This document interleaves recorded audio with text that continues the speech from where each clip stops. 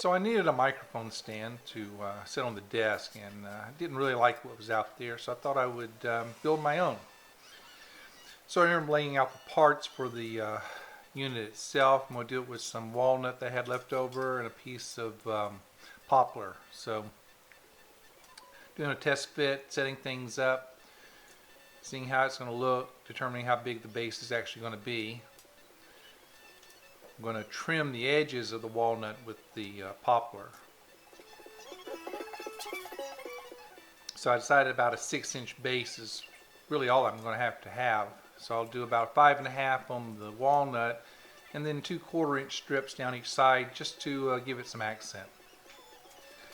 Off camera I'm going to take this over and cut it on the table saw, get everything trimmed up over there, and then I'll bring it back and glue up the edges. I like lots of glue. Lots of glue. Once I get these glued up, and I'll clamp them down, then I'll wipe off all the excess, and then let it dry.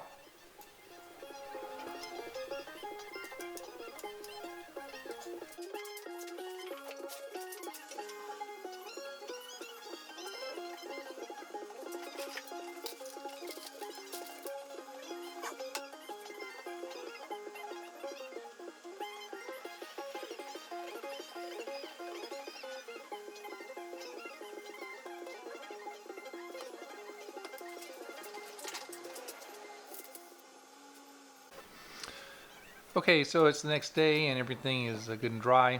I got a couple of little 1/2-inch or 5/8 inch copper rings here that I'm going to use to put some covers over the threads that'll be left over on my piece of pipe, and set up here to thin them out a little bit. They're a little bit too small in diameter, so I needed to file them down and get them to where they would slide over the thread on each end of the pipe.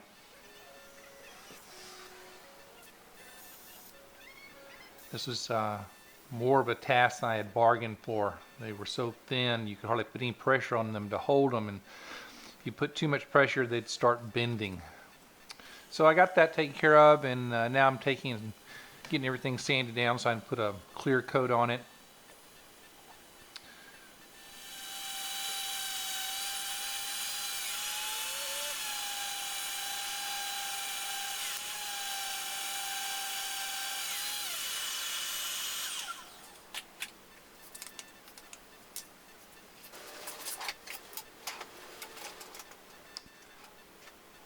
I'm going to mark up the center of the board here before I actually put the clear coat on it.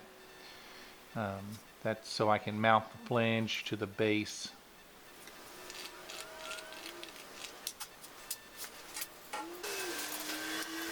Using a water-based clear coat, and it's I don't know, I'm not really a fan of the water-based products. It's like working with watered down Elmer's glue.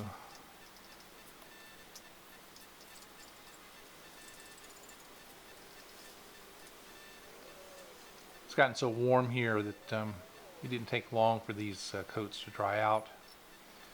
So that took care of one side, and I've come back, I'm doing the other side, getting it all sealed up.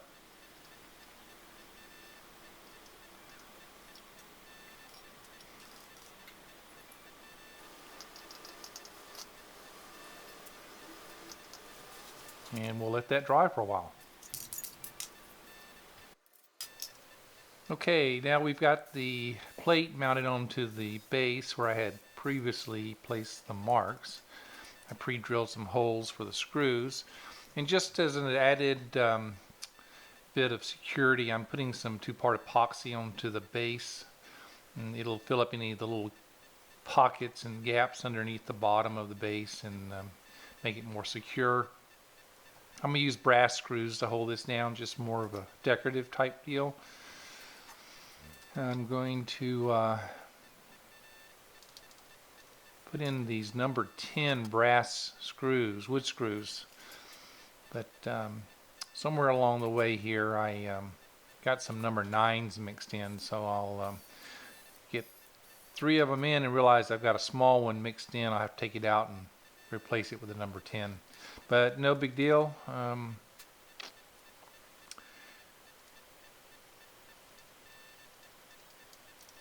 Fast, huh?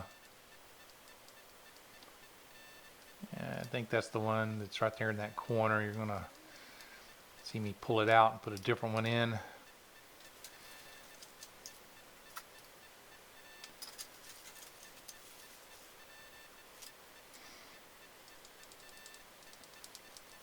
Alright, so everything's screwed down. It's ready to have the mounting post put in.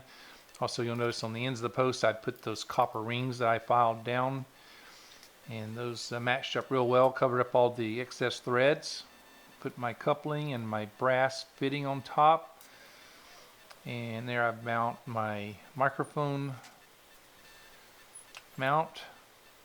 On the bottom I'll put some clear little vinyl pads, bumper pads. That'll keep it from scraping anything it might be sitting on, and it'll add some more security to it. Put the microphone in place, and there we go.